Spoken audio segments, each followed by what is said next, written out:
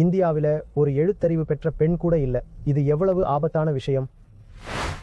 19ஆம் நூற்றாண்டின் 4வது 5வது 10 வருடங்கள் வரைக்குமே இந்தியாவில் பெண்களுக்கான பள்ளிகளே கிடையாது. ஃபீமேல் லிட்ரஸி ஏறக்குறைய பூஜ்யமாக தான் இருந்தது.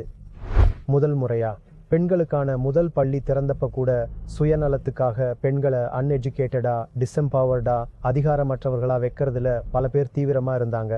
அவங்க பெண்களை அடிமைத்தனத்திலே வச்சிருக்கிறதுக்காக தங்களால முடிஞ்ச அளவுக்கு எதிர்ப்பு தெரிவிச்சாங்க, ரெசிஸ்டன்ஸ் பண்ணாங்க. அடி உத, வெட்டுக்குத்து, கோர்ட் கேஸ்னு தன்னால முடிஞ்ச வரைக்கும் எல்லாமே செஞ்சு பார்த்தாங்க.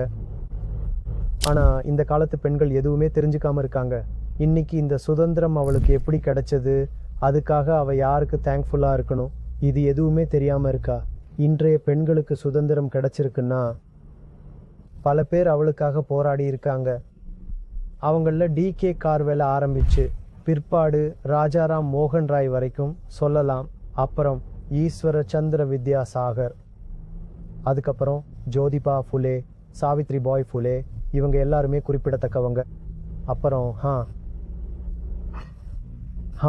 டாக்டர் அம்பேத்கர், அவரை மறக்க முடியுமா சொல்லுங்க, டாக்டர் அம்பேத்கர். அப்புறம் ஈ.வி.ஆர். பெரியார். இவர்கள் எல்லோரையும் தான் பெண்களோட உண்மையான நலம் விரும்பிகள், நண்பர்கள் அப்படின்னு சொல்லணும். ஆனா ரொம்ப குறைவான பெண்களுக்கு தான் இவங்களை பத்தி தெரிஞ்சிருக்கு.